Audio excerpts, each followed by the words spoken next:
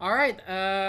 Hello, everyone. Good morning, good afternoon, good evening, good night, wherever you are. Welcome back to another edition of SKSD Media, where we will be discussing things, where we will discuss things.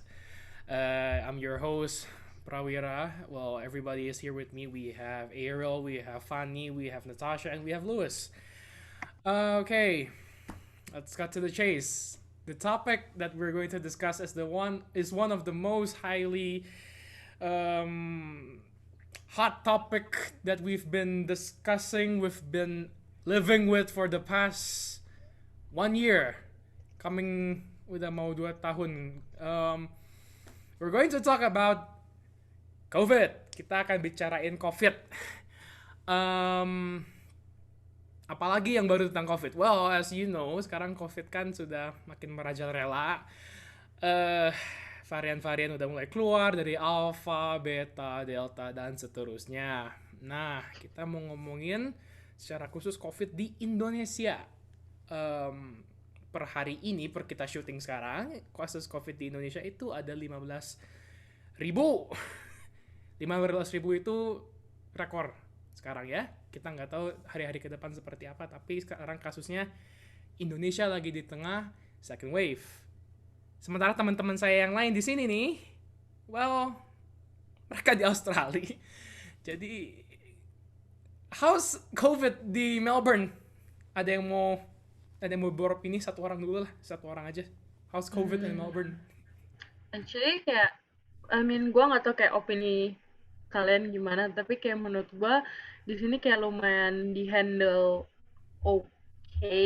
Kayak maksudnya kayak ya peraturannya jelas, terus kayak steps-nya juga lumayan jelas gitu di sini kayak buat semua semua orang kayak jelas gitu, kayak bisnis jelas, individu jelas, sekolah jelas gitu. Jadi menurut gue lumayan oke lah kayak handle-nya, karena mereka udah lumayan belajar dari kayak lockdown dan kesalahan mereka sebelumnya gitu.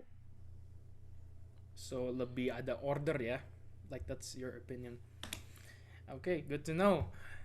Okay, sejak gue satu-satunya orang yang ada di Indo sementara yang lain pada di luar, gue percaya kalian kan pasti mendengar apa yang terjadi di Indo dari berita, dari kolom teman-teman, bahkan dari saudara sendiri. Nah, gue mau kasih satu statement. Kalian nanti ya punya opini sendiri kan, kalian bisa setuju atau nggak setuju, agree or disagree. Ya tinggal ganti background kalian aja seperti biasa. So, prepare to change your backgrounds. Dan ini adalah statement yang gue pengen sampaikan. Dan nanti, of Wait, course, I don't have the background. let's let Okay. me do hold on. Let me do the countdown. Let's see your opinion. Here is the statement that I'm going to give. Pemerintah Republik Indonesia telah melakukan upaya terbaik mereka dalam penanganan pandemi ini sebelum, selagi, dan sesudah Lebaran 2021. Gue ulang lagi, takutnya kelewat. Pemerintah Republik Indonesia telah melakukan upaya terbaik dalam penanganan pandemi ini sebelum, selagi, dan sesudah Lebaran 2021. Oke? Okay? Gue hitung countdown ya. Change your backgrounds in 5, 4, 3, 2, 1.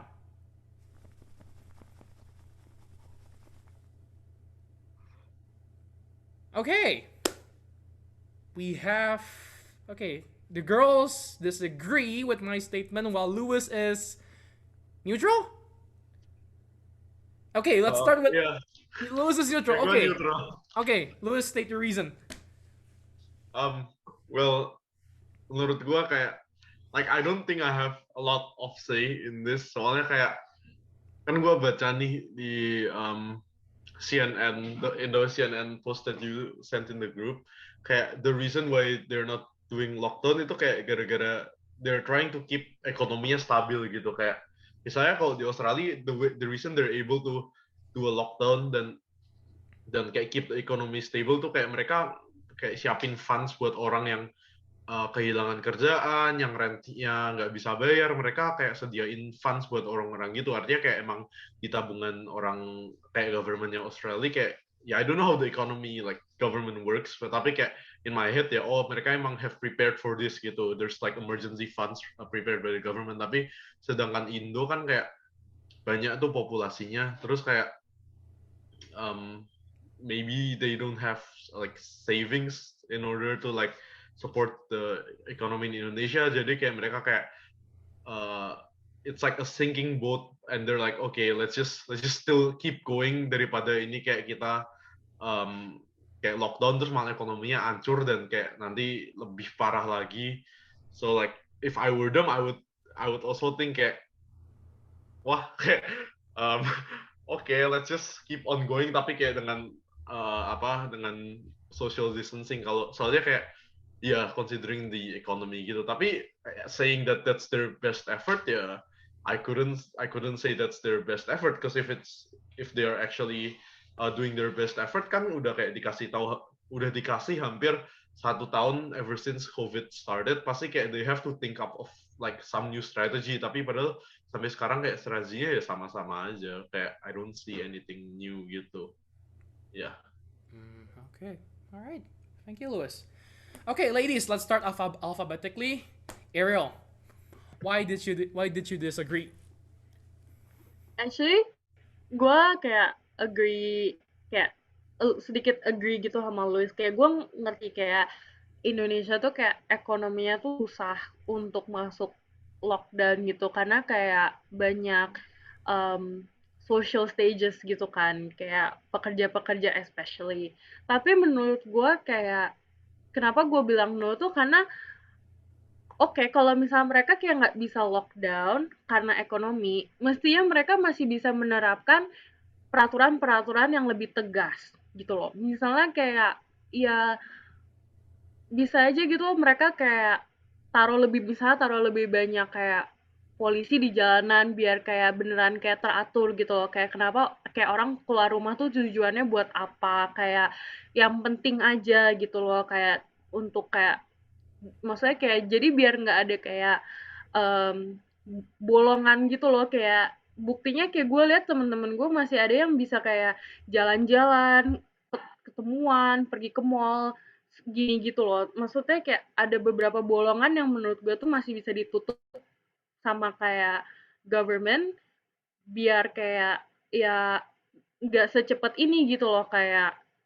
spreadingnya. Kayak menurut gue ya udah kalau emang nggak bisa lockdown ya udah nggak apa-apa, tapi setidaknya kayak mereka harus sedikit tanggung jawab gitu, kayak lebih bring more awareness, lebih strict and stuff gitu. Kayak harus ada kayak peraturan yang lebih bagus biar kayak orang juga makin sadar kayak ya of course kalau mereka nggak ada kayak punishment or something like that, mereka bakal seenaknya aja keluar gitu. Kalau kita dulu kayak kita ada curfew, kita ada polisi, kayak kalau keluar lebih dari jam 10 malam ditangkap, kena fine, kita harus bayar denda. Nah kan di Indo kan nggak ada kayak gitu ya, orang juga seenaknya aja ya, orang gue nggak akan kena denda, ya kenapa gue harus di rumah gitu loh. Ya kadang harus dikerasin dikit, which menurut gue pemerintah nggak ngelakuin. I see. All right. Thank you, Ariel. Fanny, what do you think? To be honest, aku lumayan sebenarnya overall lebih kayak Louis sih, kayak sebenarnya neutral. Cuman aku merahin gara-gara itu I admit sedikit bias di aku karena aku juga pasti me being in Melbourne, aku lumayan compare how Indonesia is dealing with COVID with kayak obviously in Australia gitu. Makanya kalau di compare sama di sini kan obviously Indo kayak not doing their best at all gitu. Tapi on the other hand mungkin kayak apa ya, aku juga sadar aku nggak expect Indo untuk nanganin COVID like developed countries, because obviously Indonesia is developing kan. Jadi aku nggak expect kayak mestinya pemerintah Indo kayak Melbourne, kayak maksudnya di Aussie dong atau di luar negeri yang kasih curfew, yang maksudnya semuanya lockdown, tutup lockdown. I don't expect sampai situ sih. Soalnya emang bener realistically itu nggak possible because like they need it for the economy, and kalau di lockdown beneran people will not die of COVID but of hunger gitu kan. Nah, tapi mungkin yang I feel pemerintah Indo kurang in sense of they're not doing like hard enough itu the point that they're not educating the people like why is about COVID itself gitu loh. Kebanyakan kayak I feel kalau di sini tuh a lot of people lebih kayak accept that there is COVID gitu loh. Although maksudnya nggak 100%, pasti ada a lot of skeptical people gitu. Tapi di Indo tuh bener-bener kayak PSBB gitu. Orang-orang juga nggak ngerti kenapa sih kita harus PSBB dan apa esensinya social distancing gitu. Jadi susah mau restriction apapun yang pemerintah Indo put in. Kan sekarang I heard a lot of restriction tuh kayak di Indo ganti-ganti. Kayak udah berapa kali tuh kayak ganti-ganti namanya, ganti apanya, restrictionsnya, levelsnya, so many different levels gitu kan. Nah sebenarnya mestinya lebih kayak educate kayak why is this needed, what's the importance and what's the danger of COVID gitu sih. Jadi itu yang kurang do good at, the government not doing their best at gitu. Alright, thanks Fanny. Nati, gimana? Kenapa nggak setuju with my statement tadi? I disagree because I feel like it's not their best. And with that, I mean, kalau misalnya tentang ekonomi yang Louis tadi mention, it makes total sense. Kalau misalnya mereka mungkin nggak bisa tutup mall selama mereka tutup mall di Australia. Tapi yang dimaksud itu mungkin lebih kayak, aku sering banget lihat kayak orang-orang ngumpul rame-rame in one table tuh bisa berbelas-belas gitu, duduk di situ. Maksudnya kalau emang mau buka, ya silahkan. Tapi ya tetap di limit dong. Kalaupun mau pergi rame-rame, ya mejanya dipisah gitu. Terus karena kan kayak itu kemungkinan virusnya tersebar jauh lebih tinggi kalau misalnya kayak rame-rame kan. Terus apalagi yang bisa diketatin kayak misalnya kalau di sini di rumah tuh nggak boleh banyak pengunjung, kayak di pengunjung ke rumah tuh di limit. Dan itu nggak boleh sembarangan karena kadang-kadang kayak ada petugas yang ngetok-ngetokin random rumah dengan secara acak gitu. Terus nanti dia kena fine, dan fine-nya itu juga lumayan tinggi. Jadi orang tuh nggak mau macem-macem lah, kayak takut sama petugas di sini, kayak bener-bener menghormati karena mereka tahu dampaknya apa. Jadi yang menurut aku malah harusnya di Indonesia tuh malah kayak gitu. Apalagi kalau mereka mau naikin ekonomi, educate the people gitu. Jadi kalau misalnya kayak di rumah nggak boleh ngumpul terlalu banyak, jangan bikin acara. Di acara pesta ya kalau di wedding aja di sini tuh cuma berapa sih, kayak nggak mungkin nyampe 100 orang tuh nggak. Dan maksudnya itu kayak sesuatu insentif yang kecil dan nggak terlalu berdampak besar sih kayak ke perekonomian gitu, dan harusnya hal-hal yang kayak begitu yang diimplement begitu. Oke. Jadi ini konsensus yang gue dapat ya. Jadi kebanyakan dari kalian itu nggak setuju dengan opini gue karena kayak nggak ada efek jera untuk orang-orang. Kayak selama ini kan kalian kan ngeliatnya kan kayak orang Indo mah bandel-bandel, masih banyak yang seleweran keluar rumah. Ya gue ngerti sih pendapat kalian kan. Jadi benar sih kayak, dan satu poin yang gue suka banget dari kalian itu tentang edukasi. Memang gue juga nih, gue pribadi sebagai host ini ngerasa edukasi tentang COVID ini sebenarnya udah oke. Cuma ya gitulah, masuk kuping kiri, keluar kuping kanan. Ya itu yang sedikit disayangkan, tapi oke. Kalau kita mau ngomongin efek jera, bentar gue mau share screen. Ini ya, kita lihat nih di graf, kelihatan kan grafnya? Lebaran itu dimulai di pertengahan April, kurang lebih di sini. Pertengahan April itu ada di angka 5.000-an per hari kasus se-Indonesia. Dan menjelang akhir Lebaran, puncaknya ke Idul Fitri itu ada di kurang lebih udah ngedrop. Dari 5.000 tiba-tiba ngedrop ke 2.000-an. Kenapa? Karena ada PSBB, ada pembatasan sosial berskala besar. Jadi orang dilimitasi untuk keluar rumah, yang kerja ya kerja, tapi kebanyakan kalau bisa WFH. Ini drop ya, sampai 2000. Tapi kita lihat nih, sisi lain grafik, fast forward 1 month later, dari yang kasusnya cuma 2000-an, jadi 13.000. Itu 13.000 itu kemarin, hari ini ada 15.000. Itu all time high record. Jadi, ya, bisa dilihat lah efek jerahnya tuh sudah kelihatan banget. Nah, dengan info yang tadi aku share, gue ada pertanyaan ini, background kalau mau dibuat netral lagi sih boleh aja sih, boleh dibuat netral lagi. Tapi gue ada pertanyaan, siapapun yang ngejawab lebih cepet ya bolehlah kasih opini. Pertanyaan gue itu, harus nggak kira-kira pemerintah ngelakuin PSBB lagi nih? Kita ini udah masuk ke era baru. Pemerintah harus ngelakuin PSBB lagi atau enggak sih kira-kira? What do you think? Ya iyalah, COVID-nya kan belum kemana-mana. Selama COVID belum kemana-mana, jangan nyerah. Emang COVID-nya, ini ada satu yang lucu sih, kayak ada pemerintah kayak, aku baca di Instagram gitu loh, kayak satu forum, diberitain bilang, sekarang salah satu PSBB-nya ngelarang mall buka lewat dari jam 8 malam misalnya. Terus ada netizen komen, oh ya kalau setelah jam 8 malam virusnya pulang. Virusnya ikutan pulang. Terus kayak aku lucu juga sih. Sebenarnya bener sih, kayak emang kita punya curfew, tapi curfew tuh dalam artian bener-bener semua lo di rumah, bukan kayak mall doang yang tutup. Jadi kalau emang mau bikin semua orang di rumah, udah nggak usah kayak sekaligus aja udah. Dan ini semua orang di rumah tuh maksudnya kalau yang kerja pun ya, kalau kerja kan maksudnya sekarang ada Gojek gitu, ada Gojek, ada Uber. Kalau orang mau belanja ya udah tinggal pesan Gojek aja, nggak usah keluar-keluar sih. Dan again kalaupun mau keluar ya, dan gitu ya kayak space-nya benar-benar kayak per berapa square meter harus berapa orang gitu. Ya, selama COVID belum pergi ya nggak boleh nyerah, definitely harus ada PSBB. Harus ada PSBB, oke. Kayak menurut gue juga kayak, gue nggak tahu kayak termnya tuh tetap PSBB atau gimana, tapi kayak salah satu yang mungkin kayak bisa efektif itu kayak benar-benar kayak ketatin antara kayak kota-kota gitu loh.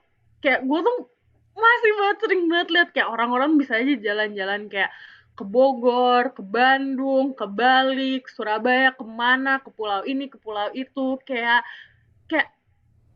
stop gitu loh. Maksudnya kayak bukannya gimana, misalnya kayak kita nggak punya COVID, iya, tapi mungkin kita bisa bawa sesuatu ke tempat lain yang entah gimana gitu loh. Kayak kalau dari mereka pun bisa ketatin antara kota, menurut gue tuh kayak bisa membantu banget. Misalnya kayak orang kayak Jabodetabek aja, kayak misalnya orang mau masuk Jakarta itu buat kepentingan ya, misalnya kalau mereka ada surat buat kerja, mereka ada surat misalnya buat ke rumah sakit atau mengunjungi keluarga atau gimana gitu loh, kayak bener-bener buat yang berkepentingan. Kayak jadi kayak orang tuh nggak bisa pergi liburan ke pulau ini, pulau itu, kota ini, kota itu, kayak biar berhentiin gitu, dan kayak bener-bener menjaga kayak masuk keluarnya orang-orang ke tempat-tempat kayak dengan kayak limitasi gitu. Kayak menurut gue tuh penting sih.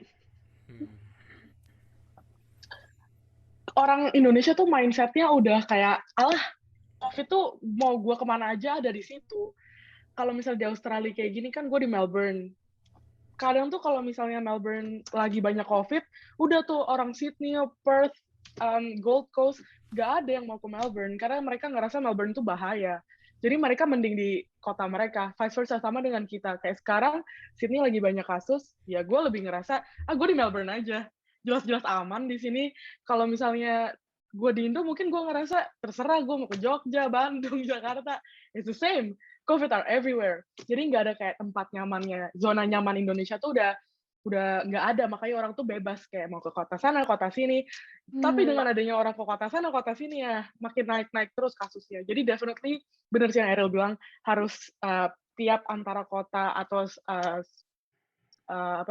kayak satu area gitu harus bisa restrict themselves from one another.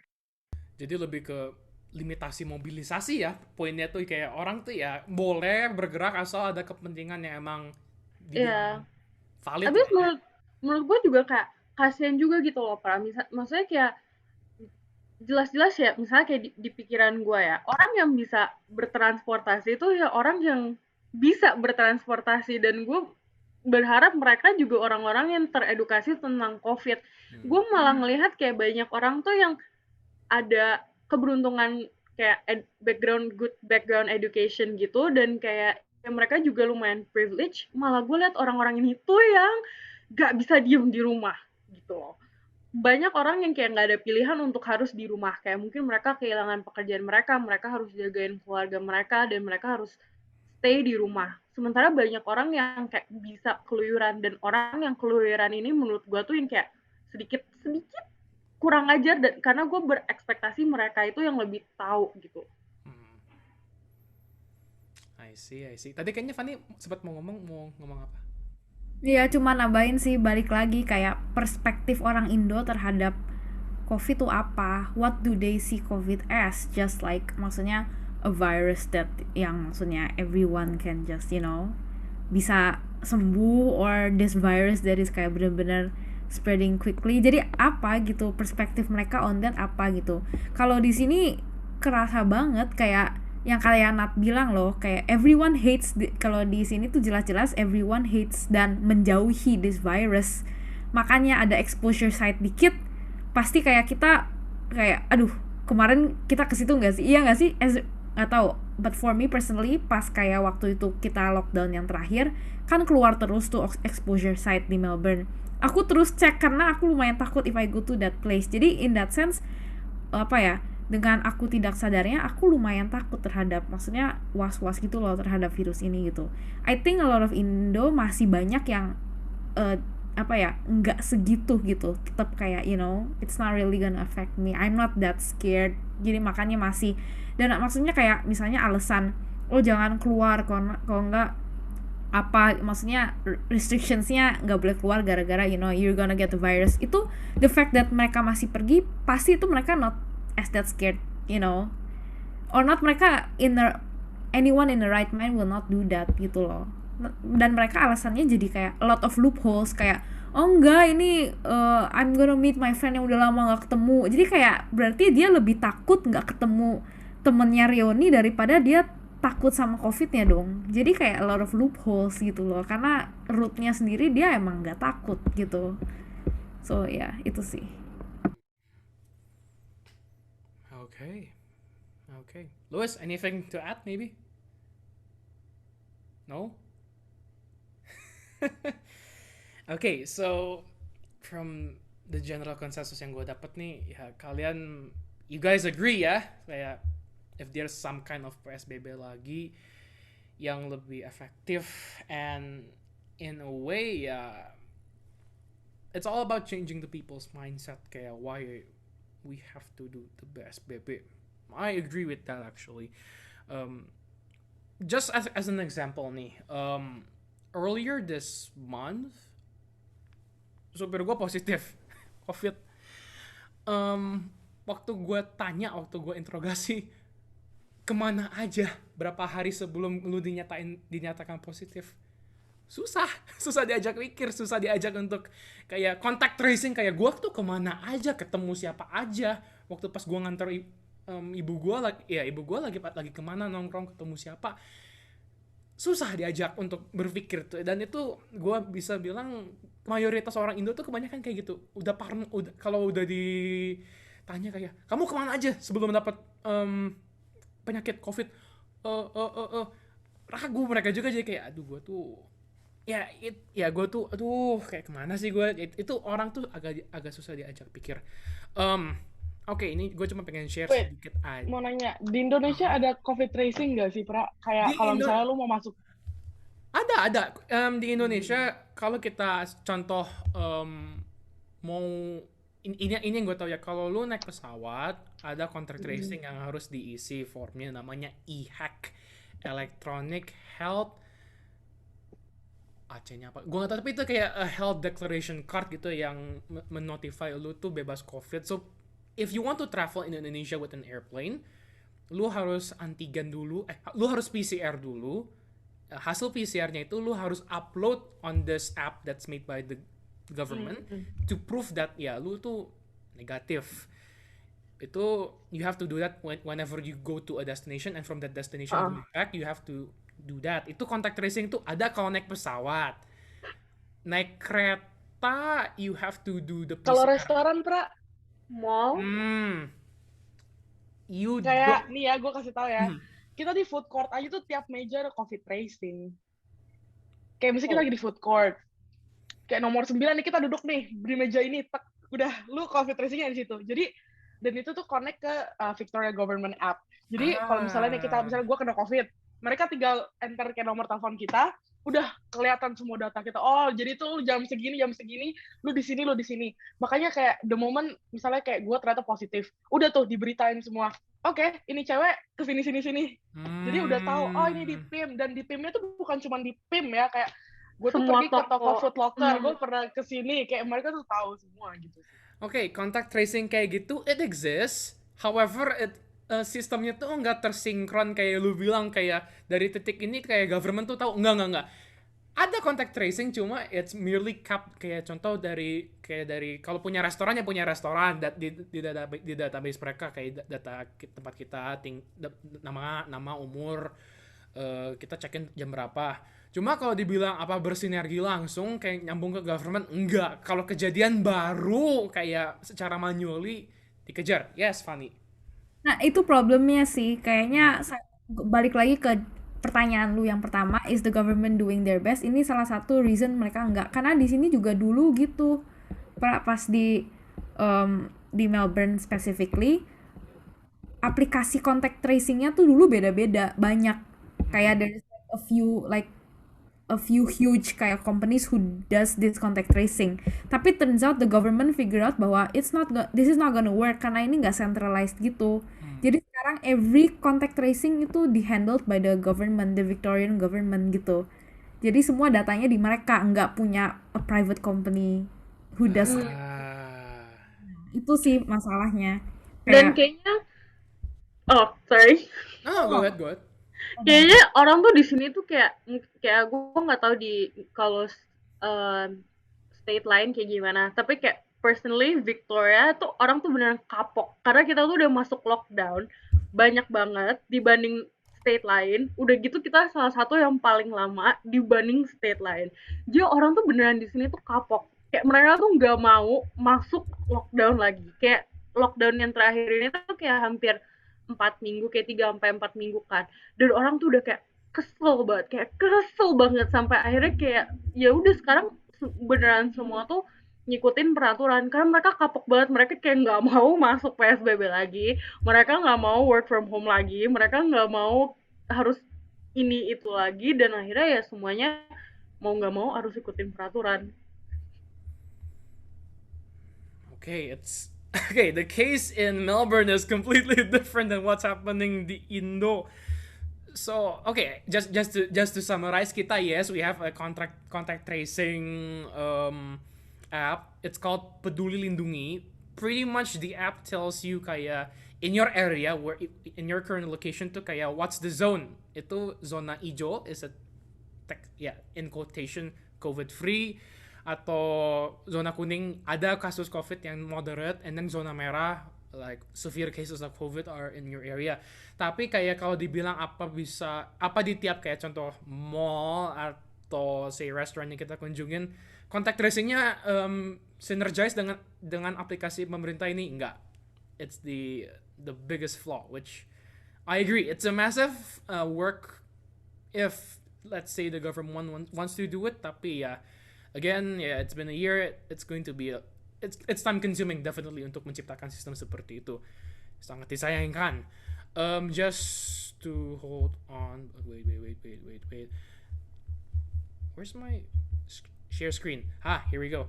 Just to summarize tadi untuk pertanyaan kedua gua, here's what the government's doing. Mereka cuma ngadain PPKM Mikro. PPKM Mikro itu basically seperti yang tadi kayaknya Nettie udah sebutin, kayak limitasi. Oke, ini nggak disebut banget di sini. pretty much here's what I know about PPKM Mikro. It's not like PSBB di mana lo nggak bisa, agak susah untuk bergerak antar daerah. Cuma lebih limitasinya tuh contoh kayak mall di restrict dari kayak jam 11 sampai jam 8 doang. Nggak boleh dine in di tempat. Non-essential service harus tutup. Contoh kayak bioskop nggak boleh buka, and then biasanya tuh kayak pasar juga kayak dilimitasi jumlah pengunjung. Cuma again, ini kan pengimplementasiannya itu yang agak riskan, yang agak susah. It's very unfortunate kayak one. Yeah? That's a question. Kayak di Indo, I don't actually read much news, tapi kayak ada nggak sih kayak bisnis atau orang yang kena denda gitu gara-gara ngelanggar peraturan? Actually gini, peraturan di setiap daerah juga tuh agak beda. Jadi kayak yes, ada peraturan secara nasional yang diterapin sama pemerintah pusat. Cuma kayak di daerah-daerah tertentu juga ya, of course mereka ngikutin peraturan pemerintah pusat, tapi mereka nambahin variasi sendiri. Contoh kalau di Bandung yang gue tahu ya, yes ada beberapa restoran atau kafe tertentu yang di saat kayak lagi PPKM Mikro ngelanggar peraturan kena denda, yes, kayak disegel. Oh, here's the case. Remember McDonald's? BTS meal? Kan kalian, of course you guys have BTS meal. We also have BTS meal. However, on the day at the launch date, the massive euphoria yang datang dari the armies and actually anybody who's hype seeking is so huge. Yeah, pretty much every McDonald's yang ada di Indonesia itu sangat ramai. You cannot order yourself from McDonald's, so you have to purchase dari kayak Grab Food, Shopee Food, atau like GoFood, atau dari McD-nya langsung kayak their online delivery service. Ya itu kan banyak ya kan, you guys know the story kan, antrian banyak gitu, driver panjang, tapi eventually the final outcome is there's no more BTS meal as far as I'm concerned. They erased it immediately, days after. Really? Yeah, so I'm shocked. Yeah, it's supposed to stay in Indonesia for a month, tapi like it's only here like for days. That's so bad. Gue pikir cuma ditutup apa kan? No. Itu kayak kan the police encourage McDonald's to delete the menu, and they gave into pressure, and I believe they delete the menu. Karena setahu gue, in Bandung I cannot find BTS meal at all. None. Jakarta ada beberapa tempat yang masih bisa, cuma I don't think sekarang masih ada. So pretty much that's the consequence yang ya dari peraturan ini sih, Louis. Cuma ya again, ini kan kasusnya kan McD, ini kan gede. Yang kecil-kecil ya of course ada, cuma ya apa apa peraturannya seperti benar-benar di-enforce seperti yang memiliki high exposure kayak McDonald's. I don't think so. So ada sedikit imbalance between the penerapan peraturan sih. But again, it's again fast forward nih, kita 2021, we're in June. It's unbelievable that we're still in the pandemic. Yeah. Apa ya, kayak like, do we have to coexist with the pandemic? Yeah, what do you think? Like sooner or later kayak this disease will disappear lah dengan sendirinya. Cuma kayak like, what do you guys think? Like just a quick yes or no. Kayak, do you think that this is now the time di mana kita kayak like we have to be at peace? We have to be at peace, then just agree like ya udahlah, like the disease is now like the new normal. Like we have to coexist with the disease. Like what do you guys think? Like yeah or no? Just a quick. Okay. No. Can you repeat? Backgroundnya aja. So yeah, like Terus pakai background dong. change your background. Like, do you think like ya kayak kita udah pasrah aja, like it's time to coexist with the disease. The disease is not going to disappear really soon. Like we have to coexist with it. We coexist with it. Like what do you think? Let's start with Errol, who says, yeah. Tadi gue mau bilang kayak pertanyaan lu agak kayak membingungkan, tapi kayak for argument's sake, kenapa menurut gue bilang ijo? Kayak menurut gue tuh banyak orang tuh harus kayak accept kayak COVID is a thing. Kayak COVID is not fake news.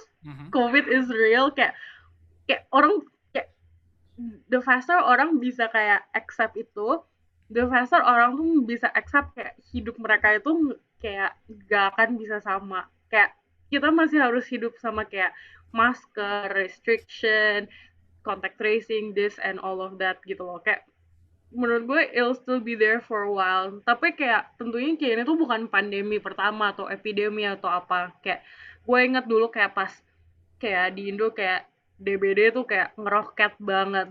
Nah tuh buktinya sekarang kayak iya DBD juga masih kayak deadly gitu loh. Kalau nggak ditangkap cepet ya orang bisa mati dari DBD. Tapi kan sekarang mereka udah kayak banyak obat. Mereka udah ada kayak measurements gitu, kayak orang udah tahu kayak oh ini tuh simptom DBD, lu harus masuk rumah sakit. Sama juga kayak bird flu dulu kan di Asia juga ada, kayak pas lagi happening pasti banyak perubahan, tapi nanti lama-lama kita juga kayak okay, it's just another disease on the list yang kayak orang-orang bakal ya bisa handle gitu, tapi ya mungkin nggak sekarang, in the later future. In the latter future. Yeah. I see. Okay, kayaknya dari yang bilang no, like we should, like maybe you disagree with my statement that we should coexist. Let's have an opinion from Louis lah, dari tadi yang nggak ngomong terus. Like why Louis? Yeah, I feel like we already tried to do that. Kayak bilang, oh this is like this normal. Let's just live with it. Pas dulu kayak trending kan, kayak pada bilang the new normal, dan kayak in my mind was like we shouldn't make this normal, kayak jangan mau kayak jangan accept that COVID is gonna be forever, and like cause like I feel like once they get into that mindset where COVID itu kayak it's normal, they're going to stop caring about the restriction. They're gonna think, oh ya udah kayak kalau kena COVID ya udah itu normal. Padahal kayak it shouldn't be. You should be cautious. You should be like social distancing, wearing your face mask. Yeah, kayak you shouldn't treat it as a normal thing gitu. That's my opinion. Aku setuju sih sama Louis, kayak I think the understanding of kayak new normal juga sedikit misunderstood by a lot of people. Kayak new normal should be like ya udah mau nggak mau kita sekarang everywhere harus pakai mask gitu. Not yang new normal, okay we have COVID, kayak you know what, YOLO gitu. Itu jadi sebuah excuse gitu buat orang kayak ya udah this is the normal, I'm gonna accept that COVID is everywhere without kayak ya udah. People should, in my opinion, people should still be worried about this COVID gitu loh. Kayak, you know, balik lagi, like it's a real thing, it kills you, it kills a lot of people kind of thing. It's a disease gitu, it's called a disease for a reason gitu, not something that you, jadi ngegampangin gitu loh. Kalau kita bilang kayak should we just accept it and like new normal gitu, kayak what kind of new normal are you talking about here, kayak kind of thing gitu sih. Natik, what do you think?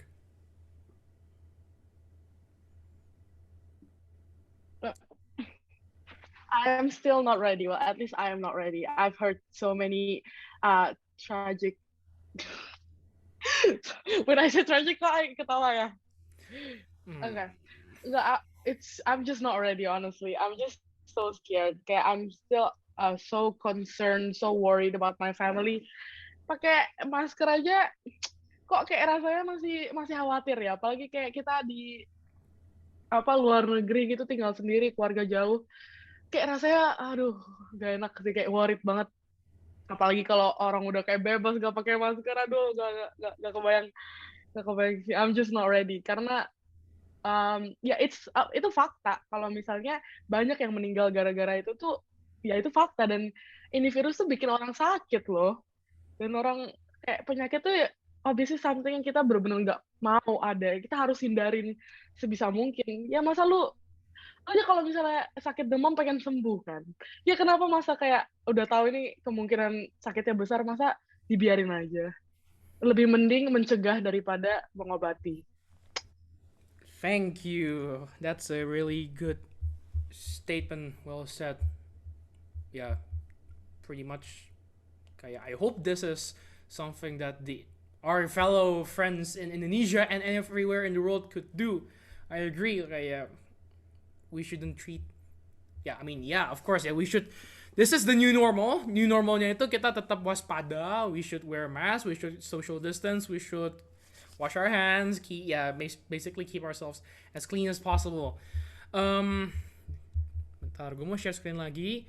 Pretty much an epidemiologist in Indonesia from UI, pretty much he already said Indonesia tuh sudah herd stupidity atasi pandemi.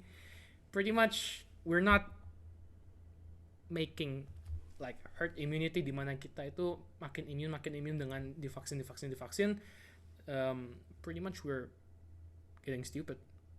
People are not really doing well in adapting to the new normal. Malah, it's just like another normal day. COVID is just like another disease. Tapi, unfortunately, it's not. And I'd like to share a quick story, if I may. A colleague of mine at work passed away yesterday. It's very brief. So, gue kasih timeline-nya dikit aja. Kemarin kan tanggal 22. Pretty much the guy he got in contact with someone who's positive di tanggal 8. Hasil yang orang positifnya itu keluar tanggal 11. The guy is still fine at 11 June.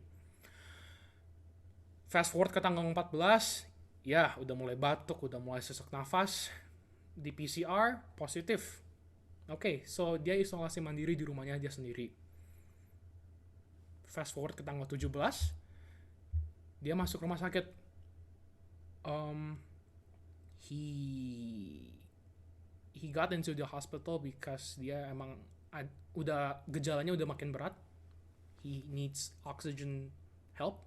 Yeah, he needs a breather to help him bernafas. Dia juga punya sejarah penyakit bawaan, diabetes, which pretty much is accelerated dengan adanya COVID. I did make a call. I made a video call tanggal 18-nya. Dianya lemes. He's getting hard to breathe. And gue masih sempet chat sama dia sih tanggal 20. That's on the Sunday. Dia udah gak bisa ngomong lagi. He's pretty much breathing really hard. He has a hard time breathing. Yeah, and then all of a sudden, tanggal 22 kemarin, hari Selasa, he passed away.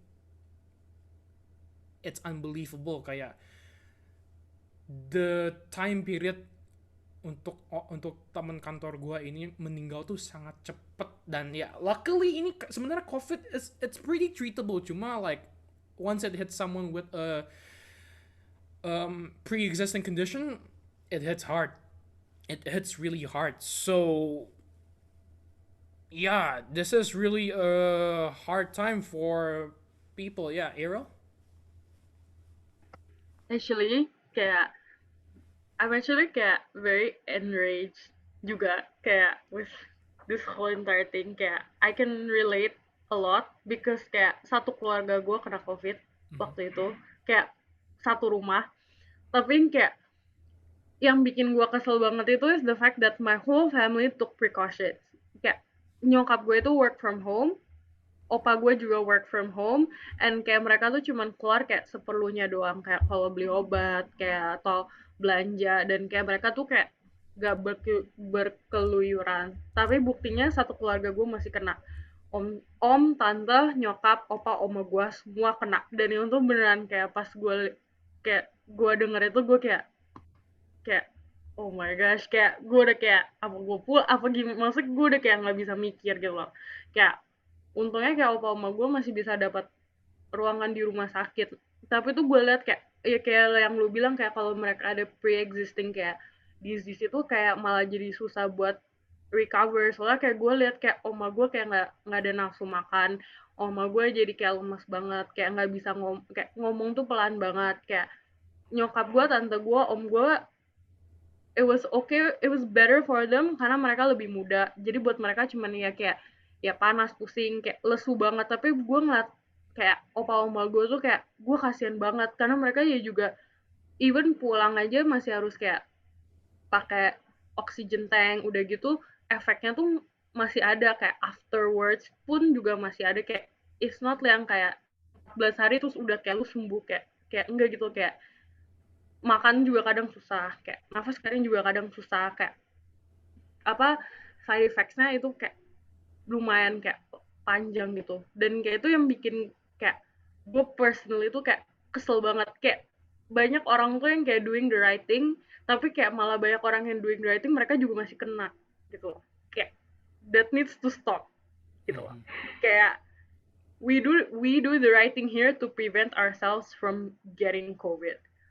Kan kesel gitu loh dengernya, kayak kalau kok gue udah ngikutin peraturan kok gue malah kena COVID gitu. Itu yang kayak menurut gue tuh kayak orang Indonesia tuh harus kayak lebih bersimpati dikit gitu loh sama orang-orang lain gitu loh. Mungkin kayak lu nggak kena COVID tapi lu mungkin bisa ngebantu penyebaran somewhere gitu loh. You don't know gitu. Kayak orang tuh harus sadar dikit.